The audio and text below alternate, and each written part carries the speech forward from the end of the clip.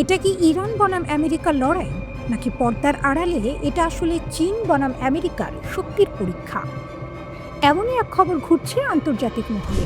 শোনা যাচ্ছে চীনের প্রেসিডেন্ট শি জিনপিং নাকি ইরানের পাশে দাঁড়িয়ে বড় পদক্ষেপ নিতে চলেছেন।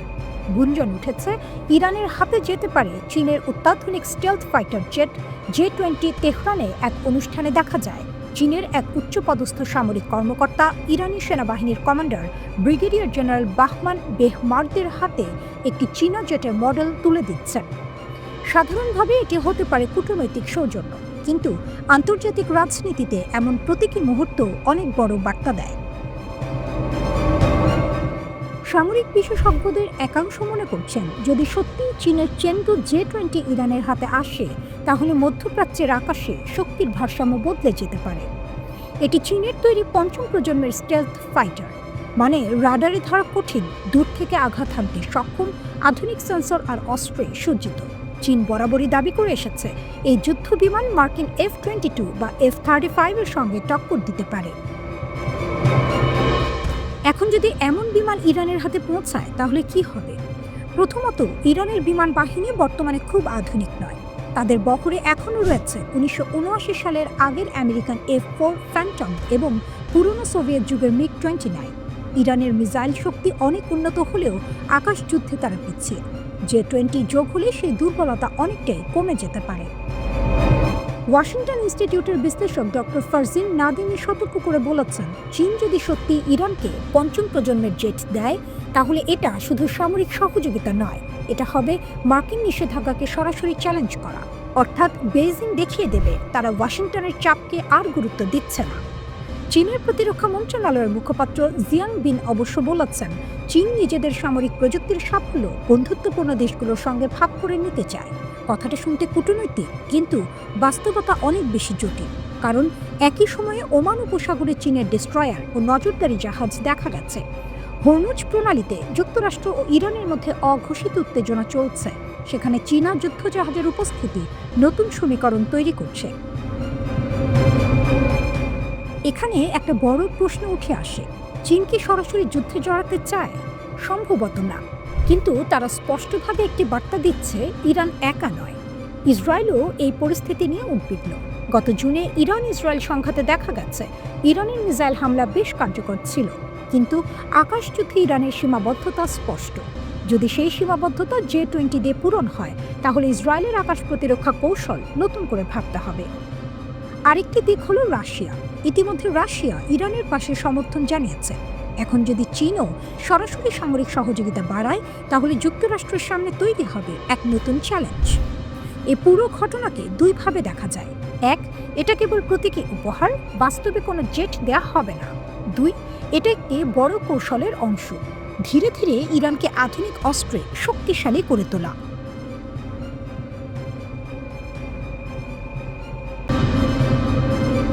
আমেরিকা, ইসরায়েল আর ইরানের মধ্যে কথার যুদ্ধ যা ক্রমশ তীব্র হয়ে উঠছে। ডোনাল্ড ট্রাম্প আর ইসরায়েলের প্রধানমন্ত্রী বেনিয়ামিন নেতানিয়াহুর ফ্লোরিডায় মিটিংয়ের পর এই উত্তেজনা চরমে পৌঁছেছে। ট্রাম্প সরাসরি হুমকি দিয়েছেন, আর ইরান থেকে এসেছে কঠিন জবাব। একটি বাক্যযুদ্ধে পরিস্থিতি ক্রমশ তীব্র এবং জোরালো হয়ে উঠছে। ডোনাল্ড ট্রাম্পের একটি হুমকি আর ইরানের দৃঢ় প্রতিক্রিয়া। মিসাইল, পারমাণবিক অস্ত্র এবং লাল রেখা আবারও আলোচনার কেন্দ্রবিন্দুতে এসেছে, যখন ওয়াশিংটন শক্তি প্রয়োগের ইঙ্গিত দিচ্ছে। আর ইরান সতর্ক করেছে যে এর ফলাফলের প্রভাব ভুলে যাওয়া যাবে না। প্রথমে ট্রাম্পের কথা।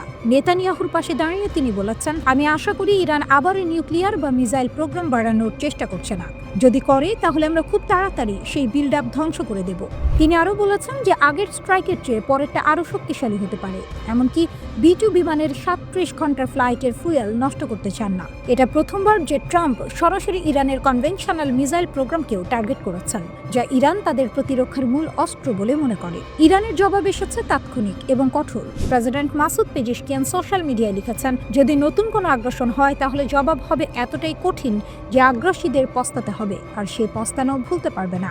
সুপ্রিম লিডার খামেনির উপদেষ্টা আলী শামখানি বলেছেন, ইরানের মিসাইল ক্ষমতা কারো অনুমতির অপেক্ষায় নেই। কোনো ভুল হিসাব করলে জবাব হবে কল্পনার বাইরে। ইরান বারবার বলছে তাদের নিউক্লিয়ার প্রোগ্রাম শান্তিপূর্ণ। IAEA এর ইন্সপেকশন হয়েছে, অস্ত্র বানানোর কোনো প্রমাণ নেই। মিসাইলেও শুধু প্রতিরক্ষার জন্য চারপাশে আমেরিকান বেস আর শত্রু দেশ থাকলে এটা তাদের ঢাল। এখানে ইরানের শক্তির কথা বলতেই হবে। জুন 2025-এ ইসরায়েল আর আমেরিকা মিলে ইরানের নিউক্লিয়ার সাইটে বড় হামলা করেছে। অনেকে ভেবেছিল ইরান অনেকটা দুর্বল হয়ে যাবে, কিন্তু মাত্র 6 মাসের মধ্যে ইরান ফিরে এসেছে আরও শক্তিশালী হয়ে। তারা নতুন নিউক্লিয়ার অগ্রগতি ঘোষণা করেছে, রাশিয়ার সাহায্যে 3টে স্যাটেলাইট লঞ্চ করেছে, মিসাইল ড্রিল চালিয়েছে। এটা দেখাচ্ছে ইরানের রেজিলিয়েন্স বা সহনশীলতা কতটা। স্যাংশন, যুদ্ধ, চাপের মধ্যেও তারা পিছু হচ্ছে না। এই আত্মবিশ্বাসই তাদের শক্তি। রাশিয়া এর মধ্যে শান্তির আহ্বান জানিয়েছে। ক্রেমলিন বলছে সংযম রাখতে হবে, ডায়ালগ দরকার, এসকেলেশন কারো জন্য ভালো না। কিন্তু ট্রাম্প আর নেতানিয়াহু যেভাবে কথা বলছেন তাতে মনে হচ্ছে তারা ফোর্স দেখাতে প্রস্তুত। ইরানও বলছে তারা চুপ করে থাকবে না। এটা ডিপ্লোম্যাসি নয়, এটা ডিটারেন্সের খেলা, কে কতটা শক্তিশালী তা দেখানো। এই উত্তেজনা খুবই বিপজ্জনক। একটা ভুল হিসাব হলেই কথার যুদ্ধ সত্যিকারের যুদ্ধে রূপ নিতে পারে। মধ্যপ্রাচ্যে আবার আগুন জ্বললে তার প্রভাব পুরো বিশ্বে পড়বে। ইরানের এই দৃঢ়তা দেখাচ্ছে তারা প্রস্তুত। মস্কো সংযমের আহ্বান জানিয়েছে। ক্রেমলিন সংলাপের জন্য আহ্বান জানিয়েছে এবং সতর্ক করেছে যে কোনো পদক্ষেপ যা অঞ্চলকে বিস্তৃত সংঘর্ষের দিকে ঠেলে দিতে পারে তা গ্রহণযোগ্য নয়। রাশিয়া জোর দিয়েছে যে উত্তেজনা কারোর উপকারে আসবে না। ইরানের ভেতরের চলমান অস্থিরতার কারণে ইসরায়েল তাদের যুদ্ধ প্রস্তুতি দ্রুততর করছে। হিব্রু গণমাধ্যমের খবর অনুযায়ী ইসরায়েলের রাজনৈতিক নেতৃত্ব এই বিক্ষোভকে একটি গুরুত্বপূর্ণ ও নাটকীয় ঘটনা হিসেবে দেখছে। তাদের আশঙ্কা, ক্ষমতা হারানোর ভয় থেকে তেহরান হঠাৎ করে ইসরায়েলের ওপর হামলা চালাতে পারে। প্রতিবেদনে বলা হয় ইসরায়েলি সেনাবাহিনী ইরানকে কেন্দ্র করে বহু ফ্রন্টে যুদ্ধের প্রস্তুতি জোরদার করছে। এই সম্ভাব্য যুদ্ধে ইরান ছাড়াও লেবানন এবং অধিকৃত পশ্চিম তীর অন্তর্ভুক্ত থাকতে পারে। এসব প্রস্তুতি ইসরায়েলের দীর্ঘমেয়াদী সামরিক পরিকল্পনার অংশ, যা 2030 সাল পর্যন্ত বিস্তৃত।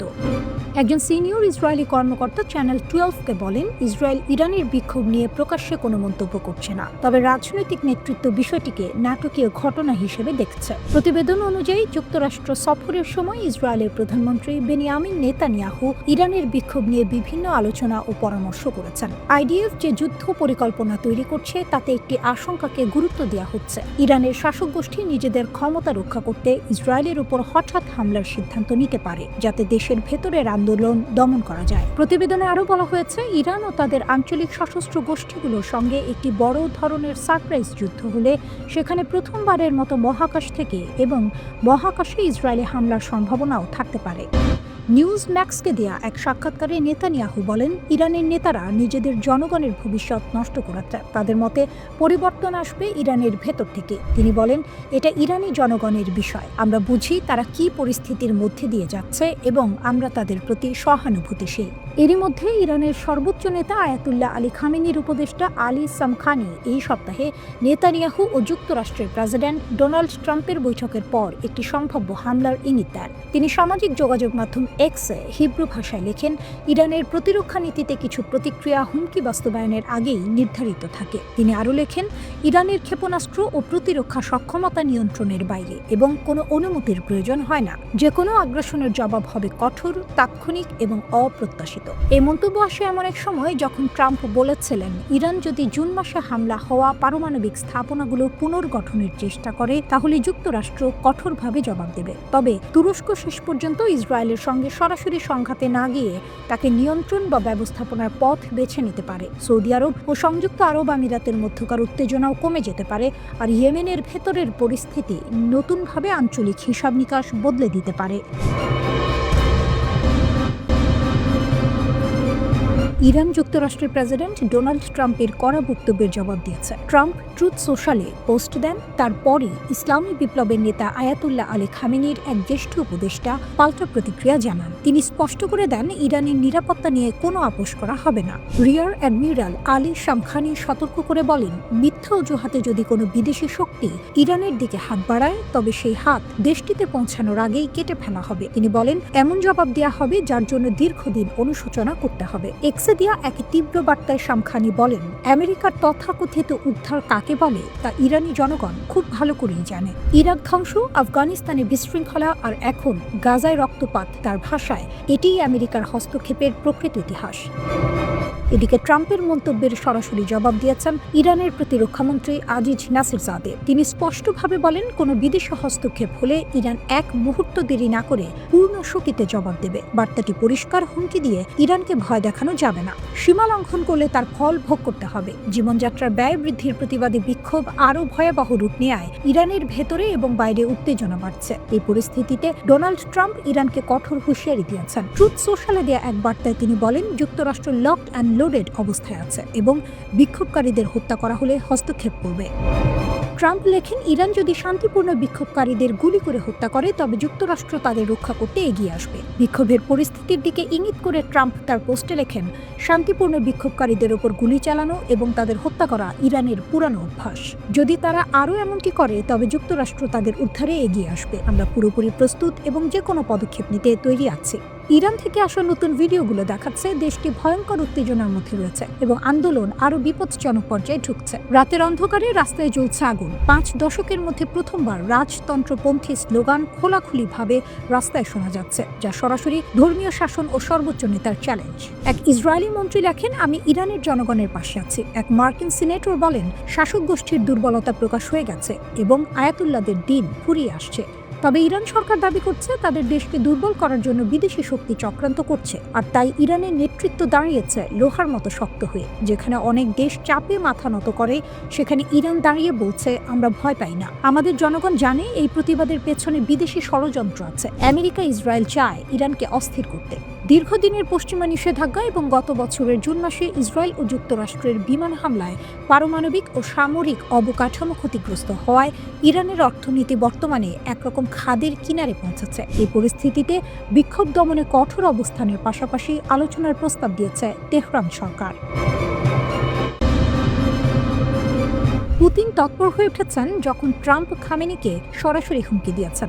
সম্ভাব্য ইরান ইসরায়েল যুদ্ধের আগে চীন ও রাশিয়া বড় ধরনের পদক্ষেপ নিয়েছে। বেলারুশের যুদ্ধ বিমান ইরানে পৌঁছেছে। রাশিয়ার সাহায্য এসেছে যখন ইরান সরকার বিরোধী বিক্ষোভ এবং সাইবার আক্রমণের মোকাবিলা করছে। 2 দিনে অন্তত 4টি আলিয়াসিন 76 মিলিটারি কার্গো বিমান তেহরানে অবতরণ করেছে। বিমানগুলো বেলারুশের দিকে যাচ্ছিল। ডিফেন্স আউটলেট মিলিটানি এটা দাবি করেছে। তারা উন্মুক্ত সূত্রের তথ্য এবং public air traffic tracking data ব্যবহার করেছে। মিলিটানি উল্লেখ করেছে বিমানগুলো বেলারুশ এবং ইরানের মধ্যে রুট ভ্রমণ করছিল, সরাসরি ফ্লাইট নয়, মধ্যবর্তী বা প্রযুক্তিগত স্টপ ব্যবহার করছিল। মিলিটানি আরও বলেছে এটি এলিয়াসিন বিমান রাশিয়ান ও চীনা উৎসের মিলিটারি কার্গো বহন করছিল। এটি ইরান ও বেলারুশকে সরবরাহ দেওয়ার জটিল চেইন নির্দেশ করে।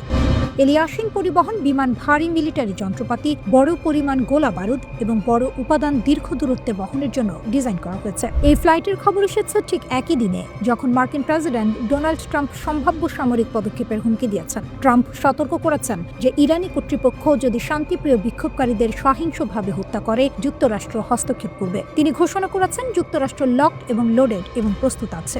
যদি ইরান বিক্ষোভ দমন করতে কঠোর ব্যবস্থা নেয় যুক্তরাষ্ট্র তখন ব্যবস্থা নেবে। ইরান বড় ধরনের বিক্ষোভের মুখোমুখি। এই বিক্ষোভ একাধিক শহর এবং অঞ্চলে ছড়িয়ে পড়েছে। ইরানি মিডিয়া এবং মানবাধিকার সংস্থাগুলো নতুন মৃত্যুর খবর জানিয়েছে। অস্থিরতা মূলত সরকারের তীব্র মুদ্রা পতন এবং মৌলিক পণ্যের দাম বৃদ্ধির কারণে শুরু হয়েছে। ব্যবসায়ী, দোকানদার এবং বিশ্ববিদ্যালয়ের শিক্ষার্থীরা বিক্ষোভে যোগ দিয়েছে। সাইবার হামলা ইরানকে দোলাচলে ফেলেছে। 1 জানুয়ারি ইরানের সরকার ঘোষণা করেছে এটি বিশ্বের অন্যতম বৃহত্তম সাইবার হামলা প্রতিহত করেছে। টেলিকমিউনিকেশন মন্ত্রী বলেছেন, হামলা ইরানের যোগাযোগ পরিকাঠামোকে লক্ষ্য করেছিল। রাষ্ট্রীয় সংবাদ মাধ্যম প্রেস টিভি এটি সম্প্রচার করেছে। কর্তৃপক্ষ জানিয়েছে আক্রমণ বিশ্বব্যাপী 1,20,000-এর বেশি উৎস থেকে চালানো হয়েছিল। তারা বলেছে এটি বিশ্বের 12টি বড় সাইবার আক্রমণের মধ্যে স্থান পেয়েছে। ইরানি কর্তৃপক্ষ জানিয়েছে 28 ডিসেম্বরের হামলা দেশীয় সাইবার প্রতিরক্ষা সরঞ্জাম এবং আন্তর্জাতিক অংশীদারদের সহযোগিতায় প্রতিহত করা হয়েছে। এই সাইবার আক্রমণ ঘটে এমন সময় যখন ইসরায়েলের সাথে ইরানের ব্যালিস্টিক ক্ষেপণাস্ত্র প্রোগ্রাম নিয়ে নতুন সংঘাতের আশঙ্কা বাড়ছে। রিপোর্ট অনুযায়ী ইসরায়েলের প্রধানমন্ত্রী সম্প্রতি মার্কিন প্রেসিডেন্টের সঙ্গে বৈঠক করেছেন। তিনি সম্ভাব্য ইরানি লক্ষ্যবস্তুতে হামলার পুরনো পরিকল্পনা উপস্থাপন করেছেন। ওই ব্রিফিংয়ের পর ট্রাম্প বললেন, ইরান যদি পুনর্নির্মাণ বা ক্ষেপণাস্ত্র ক্ষমতা বাড়ায় যুক্তরাষ্ট্র পুনরায় আঘাতের সম্ভাবনা উড়িয়ে দেয়নি। তেহরান ট্রাম্প ও নেতানিয়াহুকে সতর্ক করেছে, নতুন কোনো হামলা হলে কঠোর প্রতিক্রিয়া জানানো হবে। এটি দ্রুত উত্তেজনা বৃদ্ধির ঝুঁকি নির্দেশ করে। ইরান জুড়ে অশান্তির আগুন এখন ছড়িয়ে পড়েছে। রাস্তায় হাজার হাজার মানুষ নেমে এসেছে, অর্থনীতি ডুবে যাচ্ছে, আর দেশের ধর্মীয় শাসক গোষ্ঠী এমন সময় স্থিতিশীলতা ফিরিয়ে আনতে পারছে না। বিদেশি চাপ ক্রমেই বাড়ছে। ডিসেম্বরে তেহরানে শুরু হওয়া ছোটখাটো ক্ষোভ এখন পুরো দেশের 31 প্রদেশে ছড়িয়ে পড়েছে। শুরু হয়েছিল রিয়ালের দরপতন নিয়ে ক্ষোভ থেকে। গ্র্যান্ড বাজারের ব্যবসায়ীরা হঠাৎ ক্ষুব্ধ হয়ে রাস্তায় নেমেছিলেন। ধীরে ধীরে তরুণেরা এই বিক্ষোভে যোগ দিয়েছে। তবে মাসা আমিনের সময়ে যেসব নারী ও কিশোর আন্দোলনের মুখপাত্র ছিলেন, এই বিক্ষোভে তারা তুলনামূলকভাবে কম দেখা যাচ্ছে। নতুন অস্থিরতা শুরু হওয়ার পর human rights activist news agency জানাচ্ছে অন্তত 34 বিক্ষোভকারী ও 4 নিরাপত্তা কর্মকর্তা নিহত হয়েছে। 2200 জনকে গ্রেপ্তার করা হয়েছে। বিশ্লেষকরা বলছেন এটি শুধু অর্থনৈতিক ক্ষোভ নয়, এটি বিদ্যমান শাসন ব্যবস্থার প্রতি জনগণের গভীর হতাশার প্রতিফলন। ইরানি কর্তৃপক্ষ বিক্ষোভ দমন করতে দ্বিমুখী কৌশল অবলম্বন করছে। তারা বলছে অর্থনৈতিক বিক্ষোভ বৈধ এবং সংলাপের মাধ্যমে সমাধান হবে, তবে একই সঙ্গে রাজপথে সহিংস সংঘর্ষে কাঁদানে গ্যাসও ব্যবহার করা হচ্ছে। ধর্মীয় শাসকরা 5 দশক পরও যুব সমাজের প্রত্যাশার সঙ্গে নিজেদের নীতি মিলিয়ে চলতে হিমশিম খাচ্ছেন। রাজপথে তরুণরা শাসক গোষ্ঠীর আদর্শকামী নীতি মেনে চলতে চায় না। পোশাক বিধি থেকে শুরু করে বিদেশ নীতি, যা ইসলামী প্রজাতন্ত্রের মূল স্তম্ভ, তা 30 বছরের কম বয়সীদের কাছে গ্রহণযোগ্য নয়। তরুণরা মুক্তভাবে বাঁচতে চায়। মাসা আমিনি কেন্দ্রিক আন্দোলনের সময় যেসব নারী হিজাব বিধির বিরুদ্ধে সরব হয়েছিল, এবার অনেক নারী জনসম্মুখে হিজাব পরতে অস্বীকৃতি জানাচ্ছেন। চলমান বিক্ষোভে মানুষ আঞ্চলিক সশস্ত্র গোষ্ঠীর প্রতি তেহরানের সমর্থনকে নিন্দা করছে। তারা স্লোগান দিচ্ছে, গাজা নয়, লেবানন নয়, আমার জীবন ইরানের জন্য। এতে দেখা যাচ্ছে দেশের মানুষের আশা ও শাসক গোষ্ঠীর অগ্রাধিকারের মধ্যে দূরত্ব কতটা। ইরানের আঞ্চলিক প্রভাবও কমে গেছে। গাজায় হামাস, লেবাননে হিজবুল্লাহ, ইয়েমেনে হুথি, ইরাকে মিলিশিয়াদের উপর আঘাত এবং সিরিয়ার শাসক বাশার আল আসাদের ক্ষমতাচ্যুত হওয়ার প্রভাব পড়েছে। ইসরায়েলের হামলাও এ অঞ্চলে উত্তেজনা বাড়িয়েছে। সর্বোচ্চ নেতার সামনে সহজ পথ নেই। ভাতাঙ্কা বলেন, পূর্বের মতো দমন পীড়ন এবং সামান্য ছাড়ের কৌশল এবার কার্যকর হচ্ছে না। পরিবর্তন অনিবার্য মনে হচ্ছে। সরকারের পতন হতে পারে, তবে নিশ্চিত নয়। মধ্যপ্রাচ্যের অন্যান্য দেশে দেখা গেছে দীর্ঘকাল ক্ষমতায় থাকা শাসকরা কেবল তখনই পতিত হয় যখন বিক্ষোভ ও সামরিক হস্তক্ষেপ একত্রে ঘটে। যুক্তরাষ্ট্রের প্রেসিডেন্ট ট্রাম্প বলেছেন, নিরাপত্তা বাহিনী যদি নিরস্ত্র বিক্ষোভকারীদের উপর গুলি চালায় তিনি সমর্থন জানাবেন। তবে ইরানের সাধারণ মানুষ চায় না বিদেশি হস্তক্ষেপ। তারা চায় শান্তিপূর্ণ জীবন, বন্ধুত্ব এবং স্বাধীনতা। ইরানের সর্বোচ্চ নেতা আয়াতুল্লাহ আলী খামিনি বলছেন, দেশ শত্রুর কাছে আত্মসমর্পণ করবে না। তবে 86 বছর বয়সী এই নেতা এমন একটি সময়ের মুখোমুখি যেখানে তার নীতি, পারমাণবিক ক্ষেপণাস্ত্র এবং বিদেশি প্রভাব সব চ্যালেঞ্জের মুখোমুখি।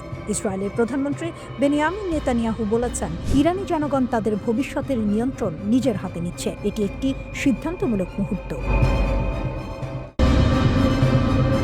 ইরানের রাস্তায় আগুন জ্বলছে, অর্থনীতি ডুবে যাচ্ছে, আর এখন দেশটির সর্বোচ্চ নেতা খুব বিরল একটি সরাসরি বার্তা দিলেন মার্কিন প্রেসিডেন্টের উদ্দেশ্যে। আয়াতুল্লাহ আলী খামিনি বলেছেন, ডোনাল্ড ট্রাম্পের হাতে ইরানের রক্ত লেপ্টে আছে। তিনি তাকে অহংকার, রক্তপাত এবং হস্তক্ষেপের জন্য দোষারোপ করেছেন। এমনকি বলেছেন, ইতিহাসে দেখেছেন শাসকরা কখনোই তাদের শক্তির শিখরে নিরাপদ থাকে না। ইরানের সব শহরের সাধারণ রাস্তাগুলো এখন যুদ্ধক্ষেত্র। মানুষ বের হচ্ছে, সরকারকে চ্যালেঞ্জ জানাচ্ছে, চলমান মুদ্রার অবমূল্যায়ন, মুদ্রাস্ফীতি এবং বাজার ভেঙে যাওয়ার ক্ষোভ প্রকাশ করছে। চিৎকার, বিক্ষোভ, সংঘর্ষ, ভাঙচুর সবকিছু মিলে গিয়েছে। এই অবস্থার মাঝে খামেনি জাতির উদ্দেশ্যে ভাষণ দিয়েছেন। বার্তাটি ছিল সরাসরি এবং ব্যক্তিগত।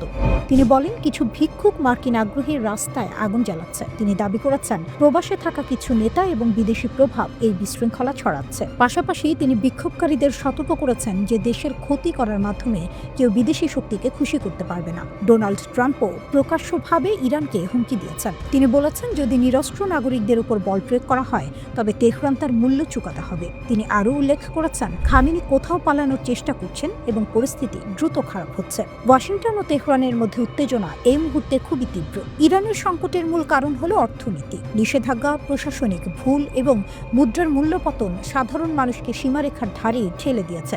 রিয়াল তীব্রভাবে দুর্বল হয়েছে, সঞ্চয় শেষ হয়ে যাচ্ছে এবং মৌলিক পণ্য ক্রয় করা কঠিন হয়ে যাচ্ছে। অর্থনৈতিক অসন্তোষ এখন রাজনৈতিক কর্তৃত্ব যুদ্ধের বিরোধে রূপ নিয়েছে। সংকট শুধু ইরানেই সীমাবদ্ধ নয়, এর প্রভাব আশেপাশের অঞ্চলেও পড়ছে। তুরস্কের এয়ারলাইন্স 17টি ফ্লাইট বাতিল করেছে। বিমান চলাচল স্থগিত করা নিরাপত্তা উদ্বেগ এবং অনিশ্চয়তার প্রমাণ দিচ্ছে। ইরানের ভিতরের পরিস্থিতি যখন ক্রমশ গাঢ় হচ্ছে, তখন এর প্রভাব পুরো অঞ্চলে ছড়িয়ে পড়ছে। ইরানের রাস্তায় খোলা চ্যালেঞ্জ, ছাদ, গলিপথ, ঘর এবং সড়ক। হাজার হাজার মানুষ বের হয়ে চিৎকার করছে, ডিক্টেটরের মৃত্যু হোক। কেউ ভয় পাচ্ছে না। এটার স্থানীয় অসন্তোষ নয়, এটা পুরো দেশের বিদ্রোহ। মার্কিন সেনাবাহিনী নজর রাখছে। সেন্টকম তেহরানে বিক্ষোভ ও সরকারের প্রতিক্রিয়া পর্যবেক্ষণ করছে। F-15E যুদ্ধ বিমান রুটিন রোটেশনের অংশ হিসেবে মোতায়েন করা হয়েছে। বড় কোনো সেনা সমাবেশ নেই, তবে সতর্ক সংকেত স্পষ্ট। ওয়াশিংটন সরাসরি ইরানের জনগণের সঙ্গে কথা বলছে। মার্কিন স্টেট ডিপার্টমেন্ট পারস্য ভাষায় বার্তা দিয়েছে, ইরানিদের তাদের অধিকার রক্ষার জন্য ধন্যবাদ জানাচ্ছে। প্রবাসী ক্রাউন প্রিন্স রেজা পালভি জাতিকে সমর্থন জানাচ্ছেন। তিনি বলেছেন, আরও মানুষ রাস্তায় আসুক। বিক্ষোভের আগুনে তেহরানের সরকারি ভবনও জ্বলে উঠেছে। রাষ্ট্রীয় টেলিভিশনও এই ছবি সম্প্রচার করেছে। এরপর দেশ জুড়ে ইন্টারনেট এবং ফোন ব্ল্যাকআউট, বাজার বন্ধ, বেজারগুলো। মানবাধিকার গ্রুপ বলছে অন্তত 41 জন নিহত, 2270 জন আটক। তবে বিক্ষোভ থেমে নেই।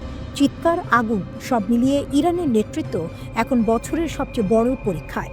পরবর্তী পদক্ষেপ ইরানের ভবিষ্যৎ নির্ধারণ করবে।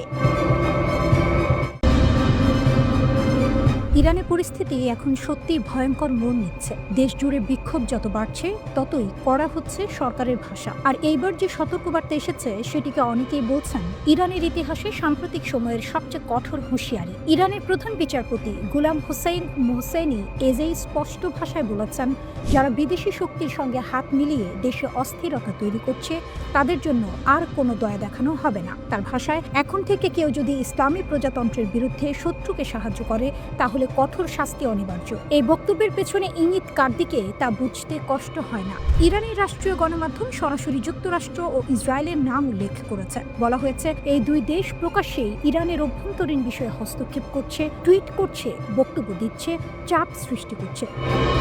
ইরানের সর্বোচ্চ নেতা আয়াতুল্লাহ আলী খামেনিও একই সুরে কথা বলেছেন। তিনি বলেছেন, এই বিক্ষোভ স্বতঃস্ফূর্ত নয়, এর পেছনে রয়েছে বিদেশি শক্তির উস্কানি। তার মতে, শত্রুরা চায় ইরান ভেঙে পড়ুক, কিন্তু ইরান মাথা নত করবে না। কিন্তু প্রশ্ন হলো, এই বিক্ষোভ শুরুই বা হলো কেন?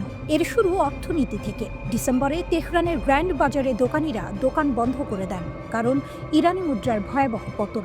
এই অর্থনৈতিক ক্ষোভই ধীরে ধীরে রূপ নেয় রাজনৈতিক বিক্ষোভে। বিক্ষোভ ছড়িয়ে পড়ে ইলাম, লোরেস্তান, কেরমানশাহ, হামাদান সহ পশ্চিম ও দক্ষিণ পশ্চিমাঞ্চলে। মানবাধিকার সংগঠনগুলো বলছে, দমন পীড়ন ভয়াবহ আকার নিয়েছে। একটি কুর্দি পর্যবেক্ষক গোষ্ঠীর দাবি, প্রথম 10 দিনেই গ্রেপ্তার হয়েছে 1,500-এর বেশি মানুষ।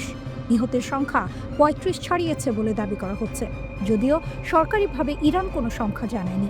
রাষ্ট্রীয় সংবাদ মাধ্যম অবশ্য বলছে, সহিংসতা হয়েছে। ব্যাংকে আগুন, দোকান লুট, পুলিশের সঙ্গে গুলির লড়াই, এসব ঘটনার কথা তারা তুলে ধরছে। মালিক শাহীতে জানাজার সময় সরকার বিরোধী স্লোগান দেওয়ার পর পরিস্থিতি নিয়ন্ত্রণের বাইরে চলে যায় বলে দাবি করা হয়েছে। এর মধ্যেই আন্তর্জাতিক চাপ বাড়ছে। মার্কিন প্রেসিডেন্ট ডোনাল্ড ট্রাম্প প্রকাশ্যে বলেছেন, যদি ইরানি নিরাপত্তা বাহিনী বিক্ষোভকারীদের ওপর গুলি চালায়, তাহলে যুক্তরাষ্ট্র হস্তক্ষেপ করতে পারে। এই বক্তব্য ইরানকে আরও ক্ষুব্ধ করেছে, কারণ 1 বছরেরও কম সময় আগে ইরানের পারমাণবিক স্থাপনায় যুক্তরাষ্ট্র ও ইসরায়েল হামলা চালিয়েছিল, যাকে ইরান এখনও জাতীয় অপমান হিসেবে দেখে। ইরানের বক্তব্য পরিষ্কার, তারা মনে করে যুক্তরাষ্ট্র ও ইসরায়েল যুগের পর যুগ ধরে ইরানের শত্রু। তাদের ভাষায়, এই দুই শক্তি ইরানের বিজ্ঞানী, কমান্ডার, এমনকি শিশুদের মৃত্যুর জন্য দায়ী। অন্যদিকে মানবাধিকার সংস্থাগুলো সতর্ক করছে, হাসপাতাল থেকে আহত বিক্ষোভকারীদের গ্রেপ্তার করা হচ্ছে, যা আন্তর্জাতিক আইনের সরাসরি লঙ্ঘন। সব মিলিয়ে ইরান এখন এক ভয়ঙ্কর সন্ধিক্ষণে দাঁড়িয়ে। একদিকে চরম অর্থনৈতিক সংকট, অন্যদিকে বিদেশি হস্তক্ষেপের আশঙ্কা। তুরস্ক বনাম ইসরায়েল, আফ্রিকার নতুন খেলা। যখন সারা দুনিয়া ভেনেজুয়েলা, ইরান আর গ্রিনল্যান্ড নিয়ে ব্যস্ত, ঠিক তখনই আফ্রিকার এক কোণে শুরু হচ্ছে এক গুপ্ত কিন্তু অত্যন্ত গুরুত্বপূর্ণ সংঘাত। এই সংঘাতটি তুরস্ক এবং ইসরায়েলের। এটা শুধু অর্থনীতি বা কূটনীতি নয়, এটা সামরিক, গোয়েন্দা এবং শক্তির খেলা। জানুয়ারির 6 তারিখ তুরস্কের গোয়েন্দা প্রধান ইব্রাহিম কালিন ঘোষণা করলেন, পুরো আফ্রিকা এখন তুরস্কের কৌশলগত অগ্রাধিকার। এই ঘোষণা এসেছে ঠিক কয়েক সপ্তাহ পরে, যখন ইসরায়েল প্রথমবারের মতো সোমালিল্যান্ড সোমালিল্যান্ডকে স্বাধীন রাষ্ট্র হিসেবে স্বীকৃতি দিল। সোমালিল্যান্ড হলো এমন একটি অঞ্চল যা দশকের পর দশক ধরে স্বশাসিত, কিন্তু আনুষ্ঠানিকভাবে সোমালিয়ার অংশ। ইসরায়েলের লক্ষ্য এখানে সামরিক আধার তৈরি করা, যাতে তারা হুথি বাহিনীর হুমকি মোকাবিলা করতে পারে এবং লোহিত সাগরের নৌ পরিবহন রক্ষা করতে পারে। আর তুরস্ক, তারা আফ্রিকার হৃদয়ে নিজের প্রভাব বিস্তার করতে চাইছে, শক্তি, অর্থনীতি এবং কূটনীতিতে সামঞ্জস্য বজায় রেখে। তুরস্ক শুধু বাণিজ্যিকভাবে নয়, সামরিক ও গোয়েন্দা দিকেও সক্রিয়। তারা সরবরাহ করেছে বাইরাক্তার TB2 ড্রোন, প্রশিক্ষণ দিচ্ছে আফ্রিকার সামরিক বাহিনী। লিবিয়া, সোমালিয়া, সুদান এসব জায়গায় তুরস্কের কার্যক্রম ইতিবাচক ফল দিচ্ছে। তুরস্কের বাণিজ্য আফ্রিকার সঙ্গে 2003 থেকে 8 গুণ বৃদ্ধি পেয়ে 2022 সালে $40.7 বিলিয়ন পৌঁছেছে। দূতাবাসের সংখ্যা বেড়েছে 12 থেকে 44। এটি শুধু অর্থনৈতিক প্রভাব নয়, সামরিক ও নিরাপত্তার প্রভাবও। ইসরায়েলের সোমালিল্যান্ড স্বীকৃতি তুরস্কের প্রভাবকে সরাসরি চ্যালেঞ্জ করছে। সোমালিয়া এই স্বীকৃতিকে অবৈধ ঘোষণা করেছে। তুরস্ক, মিশর এবং জিবুতি একসঙ্গে দাঁড়িয়ে ইসরায়েলের পদক্ষেপের বিরুদ্ধে কঠোর প্রতিবাদ জানিয়েছে। তুরস্ক আফ্রিকায় বিনিয়োগ করছে অবকাঠামো, মানবিক সহায়তা, সামরিক প্রশিক্ষণ এবং কূটনৈতিক সমর্থন দিয়ে। এটি শুধু সহমর্যাদা নয়, বরং দীর্ঘমেয়াদী কৌশলগত পরিকল্পনা। আফ্রিকায় শুরু হয়েছে নতুন গ্রেট গেম, সাহেল অঞ্চল, হর্ন অফ আফ্রিকা। এখানে তুরস্কের গোয়েন্দা কার্যক্রম, বিশেষ বাহিনী প্রশিক্ষণ এবং গোপন অভিযান বাড়ছে। ইসরায়েলের পদক্ষেপ তুরস্কের প্যান আফ্রিকান মডেলকে হুমকির মুখে ফেলেছে। এই সংঘাত ভবিষ্যতে শুধু হর্ন অফ আফ্রিকা নয়, পুরো আফ্রিকায় তুরস্ক এবং ইসরায়েলের প্রভাবকে প্রভাবিত করতে পারে। ভেনেজুয়েলা বা ইরান নিয়ে আমরা যতই আলোচনা করি, আফ্রিকা এখন গোপন সামরিক এবং কূটনৈতিক যুদ্ধক্ষেত্র হয়ে উঠেছে। তুরস্ক এবং ইসরায়েলের এই সংঘাত আগামী বছরগুলোতে নতুন মাত্রা যোগ করতে পারে। কে জিতবে আফ্রিকার এই নতুন খেলা? 2025 সালের জানুয়ারিতে ইসরায়েলি সরকারের গঠিত ন্যাগেল কমিটি একটি রিপোর্ট প্রকাশ করেছে, যেখানে বলা হয়েছে যে দেশটি তুরস্কের সাথে সম্ভাব্য যুদ্ধের জন্য প্রস্তুত হওয়া উচিত। তখন ইসরায়েলের একটি সরকারি কমিটি জানিয়েছে, তুরস্কের অটোমান সাম্রাজ্যের প্রভাব পুনঃপ্রতিষ্ঠার প্রচেষ্টা অঞ্চলে উত্তেজনা সৃষ্টি করতে পারে। ইরানের সর্বোচ্চ ধর্মীয় নেতা আয়াতুল্লাহ আলী খামেনি যুক্তরাষ্ট্রের উদ্দেশ্যে দিয়েছেন কড়া ও স্পষ্ট বার্তা। তার বক্তব্যের পর স্বাভাবিকভাবেই বড় প্রশ্ন উঠে এসেছে, তাহলে কি ইরানের সামরিক বাহিনী ইতোমধ্যেই যুদ্ধের প্রস্তুতি নিয়ে ফেলেছে? একই সঙ্গে আরও একটি গুরুত্বপূর্ণ প্রশ্ন সামনে এসেছে, যুক্তরাষ্ট্র ও ইসরায়েলের পরবর্তী পদক্ষেপ আসলে কি হতে পারে?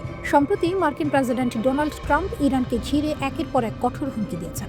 অনেকেই এখন জানতে চাইছেন, এসব হুমকি কি শুধু কথার মধ্যে সীমাবদ্ধ থাকবে, নাকি যুক্তরাষ্ট্র সত্যিই সেগুলো বাস্তবায়নের পথে হাঁটছে? তাহলে কি নতুন করে মধ্যপ্রাচ্যে বড় কোনো সংঘাত শুরু হতে যাচ্ছে?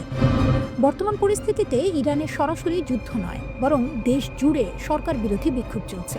এই বিক্ষোভকে কেন্দ্র করেই যুক্তরাষ্ট্র ও ইসরায়েল নতুন ষড়যন্ত্র করছে, এমন অভিযোগ উঠেছে তেহরান থেকে। মার্কিন প্রেসিডেন্ট ডোনাল্ড ট্রাম্প তার সাম্প্রতিক বক্তব্যে বলেছেন, ইরানের চলমান আন্দোলনে যদি সরকার সহিংসতা বা হত্যাযজ্ঞ চালায়, তাহলে যুক্তরাষ্ট্র সেখানে হস্তক্ষেপ করবে। কিন্তু প্রশ্ন হলো, এই হস্তক্ষেপ কিভাবে হবে? সামরিকভাবে নাকি অন্য কোনো উপায়ে? ইরানের গোয়েন্দা সংস্থাগুলোর দাবি, দেশটিতে অর্থনৈতিক মন্দা ও উচ্চ মূল্যস্ফীতিকে কেন্দ্র করে যে আন্দোলন চলছে, তাতে সরাসরি উস্কানি দিচ্ছে যুক্তরাষ্ট্র ও ইসরায়েল। এই বিক্ষোভ ঘিরে ইতোমধ্যেই বেশ কয়েকজনকে আটক করা হয়েছে এবং হতাহতের খবরও পাওয়া গেছে। তবে এসব চাপের মধ্যেও যুক্তরাষ্ট্রের সামনে মাথা নত না করার ঘোষণা দিয়েছেন আয়াতুল্লাহ আলী খামেনি। খামেনির বার্তা ছিল একেবারে স্পষ্ট। তিনি বলেছেন, ইরান কখনোই শত্রুদের কাছে নতি স্বীকার করবে না। বিক্ষোভকারীদের সঙ্গে আলোচনায় বসতে তারা প্রস্তুত, কিন্তু যারা দেশ জুড়ে দাঙ্গা ও সহিংসতা চালাচ্ছে, তাদের বিরুদ্ধে কঠোর ব্যবস্থা নেওয়া হবে। 3 জানুয়ারির এক প্রতিবেদনে এই বক্তব্যের কথা নিশ্চিত করেছে ব্রিটিশ বার্তা সংস্থা রয়টার্স। এর আগে ট্রাম্পের হুমকির প্রতিক্রিয়ায় খামেনির জ্যেষ্ঠ উপদেষ্টা রিয়ার অ্যাডমিরাল আলী শামখানি আরও কড়া ভাষায় সতর্কবার্তা দেন। তিনি বলেন, মিথ্যা অজুহাতে যদি কেউ ইরানের অভ্যন্তরীণ বিষয়ে হস্তক্ষেপ করে, তাহলে হস্তক্ষেপকারীদের হাত কেটে নেওয়া হবে। তার ভাষায়, ইরানের জাতীয় নিরাপত্তা একটি রেড লাইন, কেউ সেটা অতিক্রম করলেই কঠোর জবাব দেওয়া হবে। এখন মূল প্রশ্ন, যুক্তরাষ্ট্র যদি সত্যিই হামলা চালায়, তাহলে ইরান কি ধরনের পাল্টা ব্যবস্থা নেবে? এই প্রশ্নের জবাব দিতে গিয়ে ইরানের পররাষ্ট্রমন্ত্রী আব্বাস আরাকচি জানিয়েছেন, ইসরায়েল ও যুক্তরাষ্ট্রের যে কোনো হুমকি মোকাবিলায় ইরানের সামরিক বাহিনী পুরোপুরি প্রস্তুত। তিনি বলেন, ইরানের জনগণ তাদের অভ্যন্তরীণ বিষয়ে যে কোনো বিদেশি হস্তক্ষেপ জোরালোভাবে প্রতিরোধ করবে। একই সঙ্গে তিনি স্পষ্ট করে দেন, ইরানের শক্তিশালী সশস্ত্র বাহিনী জানে কোথায় এবং কিভাবে প্রতিরোধ বলয় গড়ে তুলতে হয় যদি কেউ দেশের সার্বভৌমত্বে আঘাত হানে। এদিকে ইসরায়েলের প্রধানমন্ত্রী বেনিয়ামিন নেতানিয়াহু ইরানের বিরুদ্ধে নতুন করে সামরিক অভিযানের সুযোগ খুঁজছেন বলে অভিযোগ উঠেছে। ট্রাম্পের কাছে ইরান প্রসঙ্গে নালিশ জানিয়ে নেতানিয়াহু দাবি করেছেন ইরান অত্যন্ত গোপনে তাদের ক্ষেপণাস্ত্র সক্ষমতা বাড়াচ্ছে। এসব ক্ষেপণাস্ত্রে নাকি রাসায়নিক পদার্থের মতো শক্তিশালী বিস্ফোরক ব্যবহারের সক্ষমতাও রয়েছে। নেতানিয়াহুর অভিযোগ, এসব ক্ষেপণাস্ত্র ভবিষ্যতে ইহুদিবাদী রাষ্ট্রের বিরুদ্ধে ব্যবহার করতে পারে তেহরান। এ কারণেই ইরান জুড়ে নতুন করে হামলা চালানোর অনুমতি ট্রাম্পের কাছে চেয়েছেন তিনি। তবে এখনো পর্যন্ত এই নতুন আগ্রাসনের দিনক্ষণ চূড়ান্ত হয়নি। একজন মানুষকে গ্রেপ্তার করা আর একটা পুরো দেশ আক্রমণ করে সেই মানুষকে ধরে নিয়ে যাওয়া, এই দুয়ের মধ্যে আকাশ পাতাল পার্থক্য আছে। কিন্তু ডোনাল্ড ট্রাম্প ঠিক সেটাই করেছেন ভেনেজুয়েলার প্রেসিডেন্ট নিকোলাস মাদুরোর ক্ষেত্রে। আন্তর্জাতিক আইন অনুযায়ী এটি ভয়ঙ্কর একটি নজির। প্রশ্ন হচ্ছে, ট্রাম্প কি এখানেই থামবেন? মাদুরোকে অপহরণের মাত্র 2 দিনের মধ্যেই ট্রাম্পের বক্তব্যে ইঙ্গিত মিলছে তার সামনে হয়তো আরও একটি টার্গেট লিস্ট আছে। মানচিত্র খুলে দেখলে বোঝা যায় তার নজর মূলত লাতিন আমেরিকার দেশগুলোর দিকে। প্রথমেই আসে কলম্বিয়া, দক্ষিণ আমেরিকার 4র্থ বৃহত্তম দেশ, জনসংখ্যা প্রায় 5,20 লাখ।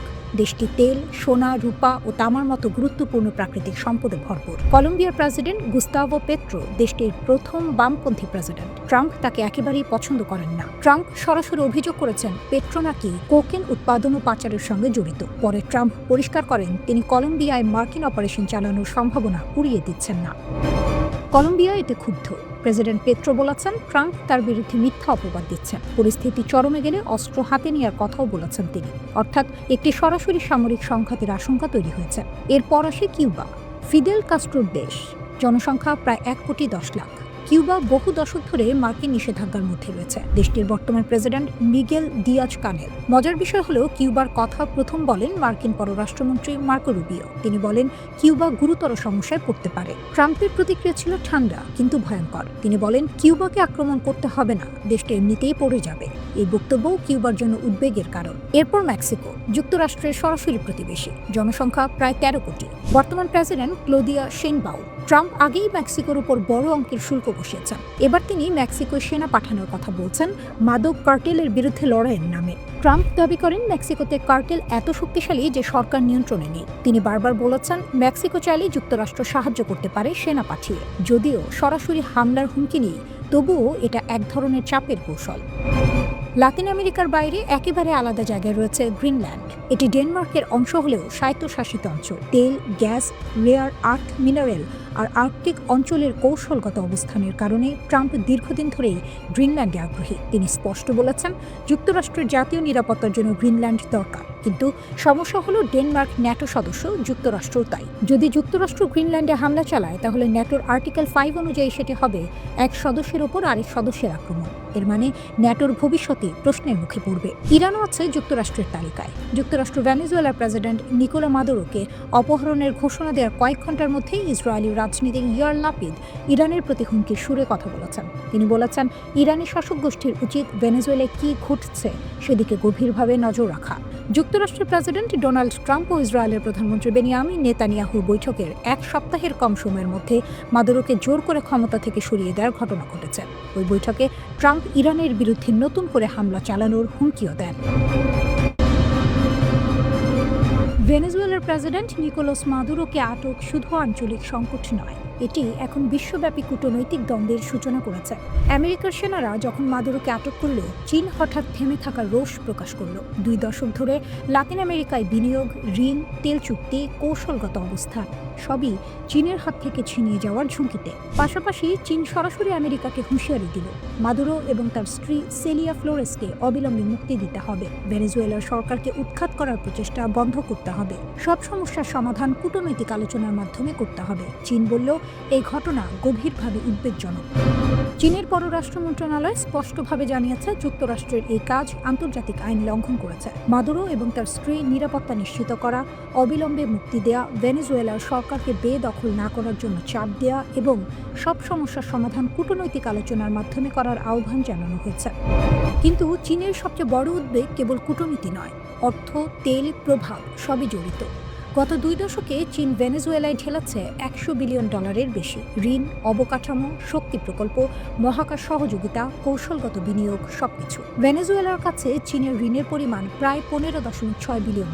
বিনিয়োগের মাধ্যমে চীন লাতিন আমেরিকায় প্রভাব বিস্তার করছিল। ভেনেজুয়েলা হয়ে উঠেছিল চীনের জন্য গুরুত্বপূর্ণ দ্বার। ডোনাল্ড ট্রাম্প ক্ষমতায় আসার আগে হুগো সাভেজের অধীনে ভেনেজুয়েলা চীনের দরজা খুলেছিল, আর এখন মাদুরোকে আটক করার মুহূর্তে তিনি চীনের লাতিন আমেরিকা বিশেষ প্রতিনিধি কুশির সঙ্গে বৈঠক করেছিলেন। চীনের প্রেসিডেন্ট শি জিনপিং গত বছর $9.2 বিলিয়ন ক্রেডিট লাইন ঘোষণা করেছিলেন লাতিন আমেরিকা ও ক্যারিবিয়ান অঞ্চলের জন্য।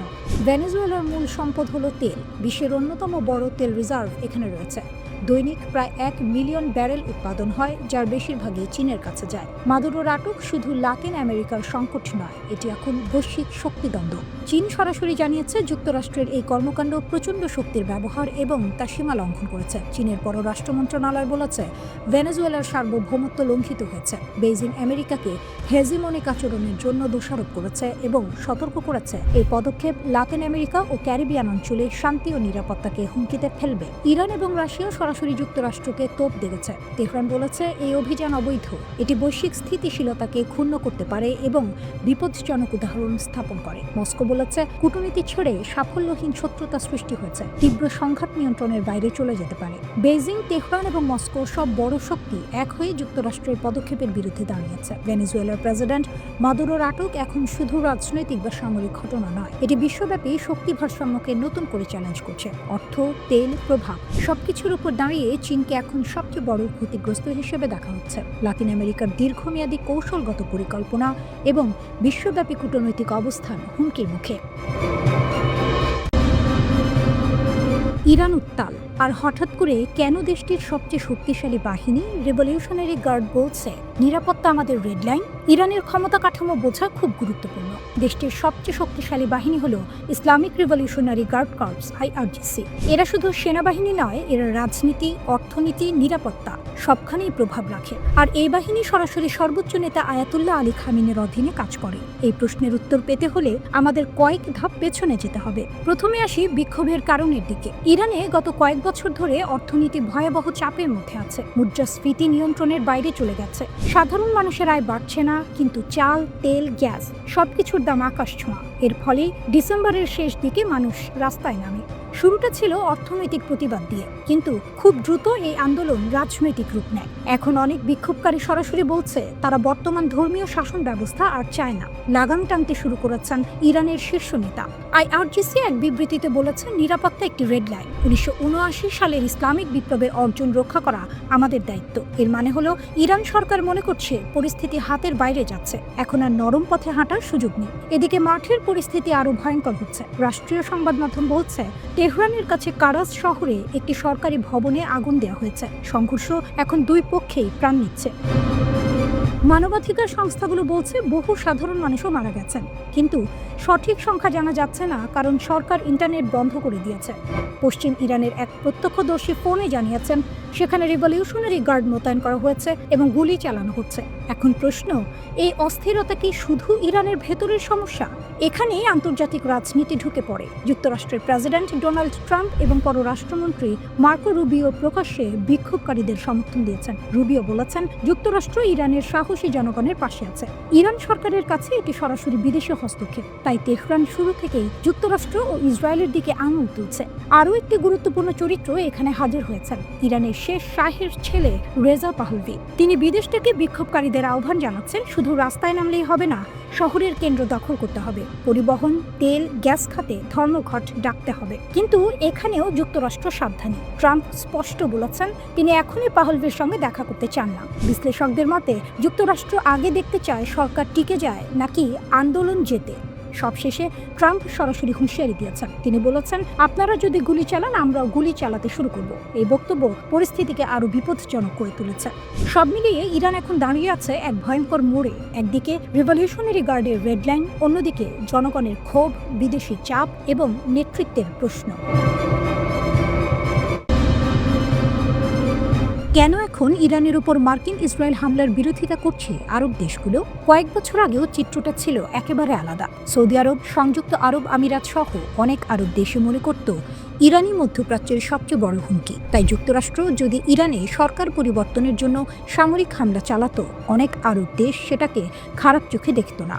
কিন্তু 2025 সালের শেষে এসে পরিস্থিতি নাটকীয়ভাবে বদলে গেছে। আজ সেই আরব দেশগুলোই যারা একসময় ইরানের বিরোধী ছিল, এখন যুক্তরাষ্ট্রকে অনুরোধ করছে ইরানের উপর হামলা করবেন না।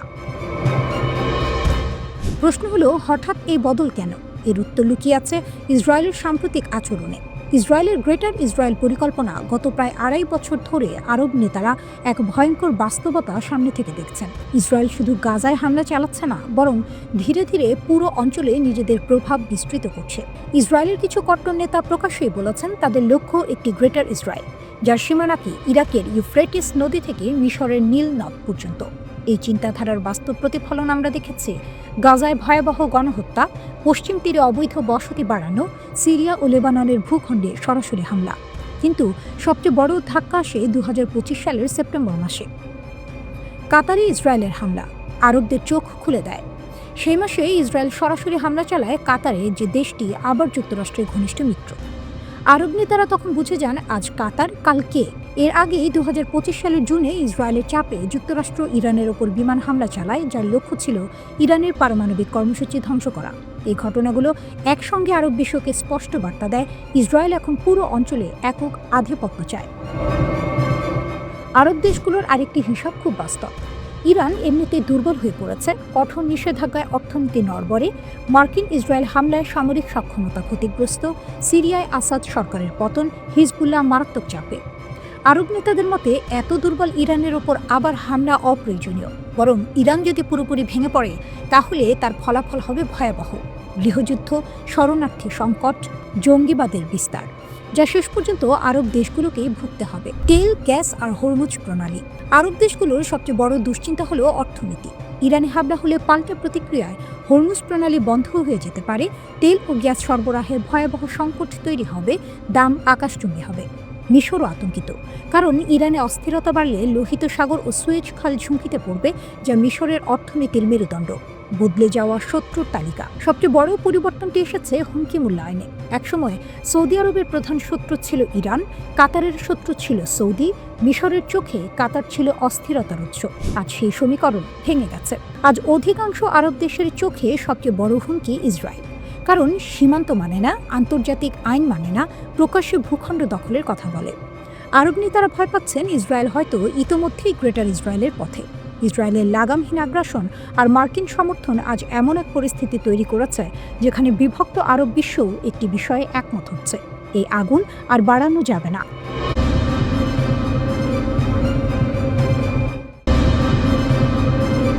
ইরানে চলমান অস্থিরতা এবং সম্ভাব্য যুদ্ধের আশঙ্কার মধ্যে এবার নতুন করে সতর্কতা জারি করেছে যুক্তরাষ্ট্র। জেরুজালেমে অবস্থিত মার্কিন দূতাবাস একটি নতুন নিরাপত্তা সতর্কবার্তা প্রকাশ করেছে, যা স্পষ্টভাবে জানিয়ে দিচ্ছে পরিস্থিতি যে কোনো সময় খারাপের দিকে যেতে পারে। মার্কিন নাগরিকদের বলা হয়েছে তারা যেন তাদের ভ্রমণ পরিকল্পনা নতুন করে পর্যালোচনা করেন এবং হঠাৎ কোনো জরুরি পরিস্থিতির জন্য প্রস্তুত থাকেন। দূতাবাস বলছে এই সতর্কতার পেছনে রয়েছে চলমান আঞ্চলিক উত্তেজনা, যার সঙ্গে এখন সরাসরি যুক্ত হয়ে গেছে ইরানের দেশ জুড়ে চলা বিক্ষোভ এবং যুক্তরাষ্ট্র ও ইসরায়েলের বিরুদ্ধে তেহরানের ক্রমবর্ধমান হুমকি। ইরান এই মুহূর্তে কয়েক দশকের মধ্যে সবচেয়ে অস্থির সময় পার করছে। দেশ জুড়ে বিক্ষোভ, দ্রুত বিচার, কড়া নিরাপত্তা ব্যবস্থা এবং প্রতিশোধের হুঁশিয়ারি, সব মিলিয়ে পরিস্থিতি ভয়ঙ্কর রূপ নিচ্ছে। ইরানের নেতারা স্পষ্ট করে বলেছেন যুক্তরাষ্ট্র বা ইসরায়েল যদি হস্তক্ষেপ করে তাহলে তার ফল ভোগ করতে হবে। এই বক্তব্যই পুরো অঞ্চল জুড়ে বড় সংঘাতের আশঙ্কা আরও বাড়িয়ে তুলেছে। এই প্রেক্ষাপটে ইসরায়েলে থাকা মার্কিন নাগরিকদের ব্যক্তিগত নিরাপত্তা বাড়ানোর আহ্বান জানিয়েছে দূতাবাস। সবাইকে বলা হয়েছে সতর্ক থাকতে হবে, সরকারি নির্দেশনা নিয়মিত অনুসরণ করতে হবে এবং পরিস্থিতি দ্রুত খারাপ হলে সঙ্গে সঙ্গে পদক্ষেপ নেওয়ার জন্য মানসিকভাবে প্রস্তুত থাকতে হবে। মার্কিন নাগরিকদের স্টেপ বা স্মার্ট ট্রাভেলার এনরোলমেন্ট প্রোগ্রামে নাম লেখানোর পরামর্শ দেওয়া হয়েছে, যাতে জরুরি অবস্থায় দ্রুত যোগাযোগ করা যায়। পাশাপাশি পাসপোর্ট যেন হালনাগাদ থাকে সেই বিষয়েও গুরুত্ব দেওয়া হয়েছে, কারণ হঠাৎ করেই দেশ ছাড়ার প্রয়োজন হতে পারে। এর আগেই মার্কিন পররাষ্ট্র দপ্তর আরও কঠোর একটি সতর্কতা জারি করেছে। ইরানে থাকা সব মার্কিন নাগরিককে অবিলম্বে দেশ ছাড়তে বলা হয়েছে। ভাষাটি ছিল খুবই কঠিন এবং সরাসরি। বলা হয়েছে কোনো ধরনের সাহায্য, সুরক্ষা বা উদ্ধার অভিযান আশা করা যাবে না। অর্থাৎ যদি কেউ সমস্যায় পড়ে, যুক্তরাষ্ট্র কিছুই করতে পারবে না। এখনই ইরান ছাড়েও এই বার্তায় কার্যত পৌঁছে দেওয়া হয়েছে মার্কিন নাগরিকদের কাছে। ইরানে চলমান বিক্ষোভ ইতিমধ্যেই ভয়াবহ রূপ নিয়েছে। পুলিশের সঙ্গে সংঘর্ষে বহু মানুষ নিহত হয়েছে। সরকার ব্যাপক ধরপাকড় শুরু করেছে। দেশের বড় অংশে ইন্টারনেট ও মোবাইল নেটওয়ার্ক বন্ধ করে দেওয়া হয়েছে। সরকারের দাবি, এসব বিক্ষোভ বিদেশি শক্তির উস্কানিতে হচ্ছে। মার্কিন ভার্চুয়াল দূতাবাস জানিয়েছে, এমনকি শুধু আমেরিকান পাসপোর্ট বহন করাও গ্রেপ্তারের কারণ হতে পারে। দ্বৈত নাগরিকদের বলা হয়েছে তারা যেন শুধু ইরানি পাসপোর্ট ব্যবহার করে দেশ ছাড়েন। যারা দেশ ছাড়তে পারছেন না তাদের নিরাপদ জায়গায় আশ্রয় নেওয়া এবং খাবার, পানি, ঔষধ মজুত রাখার পরামর্শ দেওয়া হয়েছে। এই সংকটের পেছনে রয়েছে যুক্তরাষ্ট্র, ইসরায়েল ও ইরানের মধ্যে দীর্ঘদিনের উত্তেজনা। গত গ্রীষ্মে ইরানের পারমাণবিক স্থাপনায় যুক্তরাষ্ট্র ও ইসরায়েলের হামলার পর থেকেই পরিস্থিতি আরও খারাপ হয়েছে। প্রেসিডেন্ট ডোনাল্ড ট্রাম্প দাবি করেছেন, ইরানকে পারমাণবিক অস্ত্র তৈরি থেকে আটকাতেই এই হামলা করা হয়েছে, যা ইরান অস্বীকার করছে। হোয়াইট হাউস জানিয়েছে, ট্রাম্প সব বিকল্প খোলা রেখেছেন। প্রয়োজনে সামরিক শক্তি ব্যবহার করতেও তিনি পিছপা হবেন না। ইরান পাল্টা হুঁশিয়ারি দিয়েছে, যুক্তরাষ্ট্র বা ইসরায়েল হস্তক্ষেপ করলে তাদের ঘাঁটি ও সেনারা লক্ষ্যবস্তু হবে। একই সঙ্গে ইরান দাবি করেছে তারা বিদেশি গুপ্তচর ও নাশকতার প্রমাণ পেয়েছে।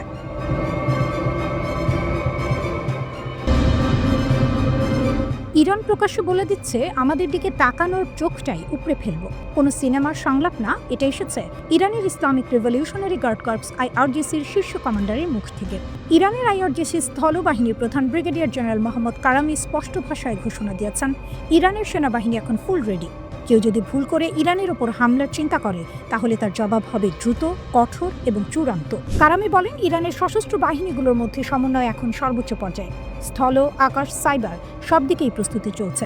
প্রতিদিন নতুন সক্ষমতা তৈরি করা হচ্ছে, যেন নতুন ধরনের হুমকি এলেই সঙ্গে সঙ্গে মোকাবিলা করা যায়। কিন্তু এখানে একটি গুরুত্বপূর্ণ শব্দ আছে, হাইব্রিড ওয়ার। কারামির দাবি অনুযায়ী ইরান এখন শুধু সামরিক যুদ্ধের মুখে নয়, তারা লড়ছে একসাথে অনেকগুলো ফ্রন্টে। অর্থনৈতিক চাপ, সামাজিক অস্থিরতা, সাংস্কৃতিক আক্রমণ, রাজনৈতিক ষড়যন্ত্র, সাইবার হামলা, নিরাপত্তা হুমকি।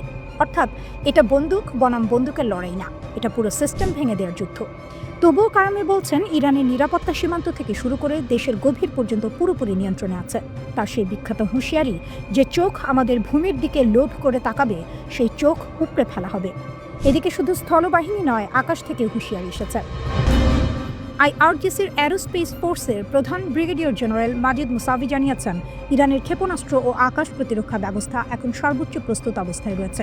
তিনি বলেন, যদি কেউ ইরানের জনগণের উপর হামলা চালায়, তাহলে জবাব হবে নির্ণায়ক ও বিধ্বংসী। আর এখানেই সবচেয়ে গুরুত্বপূর্ণ তথ্যটা আসে। মুসাভির দাবি অনুযায়ী সাম্প্রতিক 12 দিনের যুদ্ধের পর ইরানের ক্ষেপণাস্ত্র উৎপাদন আগের চেয়ে আরও বেড়েছে। মানে যুদ্ধ ইরানকে দুর্বল করেনি, বরং আরও প্রস্তুত করেছে। এর আগেও ইরানের প্রতিরক্ষামন্ত্রী আজিজ নাসিরজাদে বলেছিলেন, ইরানের হাতে এমন কিছু চমক আছে যেগুলো হামলাকারীরা কল্পনাও করতে পারবে না। তিনি স্পষ্ট করে দিয়েছেন, ইরানে হামলা হলে শুধু হামলাকারী দেশই নয়, যারা সেই হামলায় সহযোগিতা করবে তাদের ঘাঁটি, স্বার্থ সবই বৈধ লক্ষ্যবস্তু হবে, পৃথিবীর যেখানেই থাকুক না কেন। এখন প্রশ্ন, যুক্তরাষ্ট্র কি করছে? এদিকে যুক্তরাষ্ট্র ও তার আঞ্চলিক মিত্ররা কাতারের আল উদেইদ ঘাঁটিতে নতুন এয়ার ও মিসাইল ডিফেন্স সমন্বয় সেল চালু করেছে। উদ্দেশ্য, মধ্যপ্রাচ্য জুড়ে একসাথে প্রতিরক্ষা জোরদার করা। রয়টার্সের তথ্য অনুযায়ী ইরান আগেই প্রতিবেশী দেশগুলোকে সতর্ক করেছে, যুক্তরাষ্ট্র যদি হামলা করে, তাহলে ওই দেশগুলোর ভেতরে থাকা মার্কিন ঘাঁটিও নিরাপদ থাকবে না। এমনকি আল উদেইদ ঘাঁটি থেকে মার্কিন সেনাদের 14 জানুয়ারির মধ্যে সরে যেতে বলা হয়। প্রতিরক্ষা জোরদার করা হয়েছে, হামলার অপশন টেবিলেই আছে। সব মিলিয়ে পরিস্থিতি এখন একেবারে আগুন। একদিকে ইরান বলছে, আমরা প্রস্তুত, ভয় পাই না। অন্যদিকে যুক্তরাষ্ট্র বলছে, দেখি কি হয়।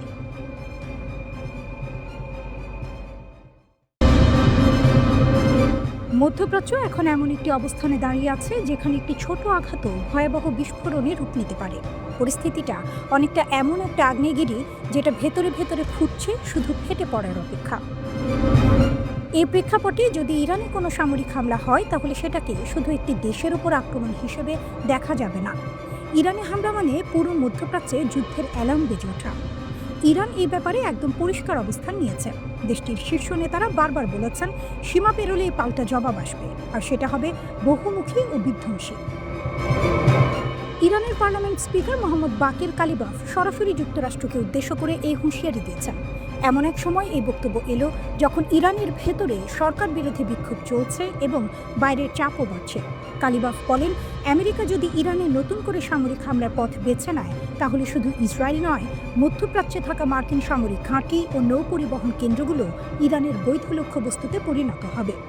এটা খুবই গুরুত্বপূর্ণ একটি বক্তব্য, কারণ এখানে তিনি শুধু ইসরায়েলের কথা বলেননি, তিনি ইঙ্গিত দিয়েছেন কাতার, সৌদি আরব, কুয়েত ও বাহরাইনে থাকা মার্কিন সামরিক ঘাঁটিগুলোর দিকে। এই দেশগুলো দীর্ঘদিন ধরেই যুক্তরাষ্ট্রের ঘনিষ্ঠ মিত্র। এখান থেকেই মধ্যপ্রাচ্যে অনেক মার্কিন সামরিক অভিযান পরিচালিত হয়।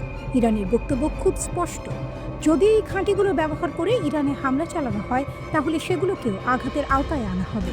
এখন প্রশ্ন হলো, ইরান কি সত্যি এটা করতে পারবে? বিশেষজ্ঞদের মতে ইরানের সামরিক সক্ষমতা হালকাভাবে নেওয়ার সুযোগ নেই। ইরানের হাতে রয়েছে উন্নত ব্যালিস্টিক ক্ষেপণাস্ত্র, দীর্ঘপাল্লার ড্রোন প্রযুক্তি এবং সবচেয়ে বড় কথা, পুরো মধ্যপ্রাচ্য জুড়ে তাদের আঞ্চলিক মিত্রদের শক্ত নেটওয়ার্ক। লেবাননে হিজবুল্লাহ, ইয়েমেনে হুথি, ইরাকে সশস্ত্র গোষ্ঠী, সব মিলিয়ে ইরান এমন একটি অবস্থানে আছে যেখানে চাইলে তারা একসাথে একাধিক ফ্রন্টে চাপ তৈরি করতে পারে। এ কারণেই সামরিক বিশ্লেষকরা বলছেন, ইরানে হামলা হলে সেটা কখনোই সীমিত থাকবে না, সংঘাত ছড়িয়ে পড়বে পুরো অঞ্চলে। তেলের বাজার অস্থির হবে, নৌপথে ঝুঁকির মুখে পড়বে এবং বিশ্ব অর্থনীতিতেও বড় প্রভাব পড়তে পারে। তবে এখানে একটি গুরুত্বপূর্ণ বিষয় আছে, ইরান যে এত কড়া ভাষায় হুঁশিয়ারি দিচ্ছে তা যুদ্ধ শুরু করার জন্য নয়, বরং যুদ্ধ ঠেকানোর কৌশল হিসেবেই দেখছেন অনেক বিশ্লেষক।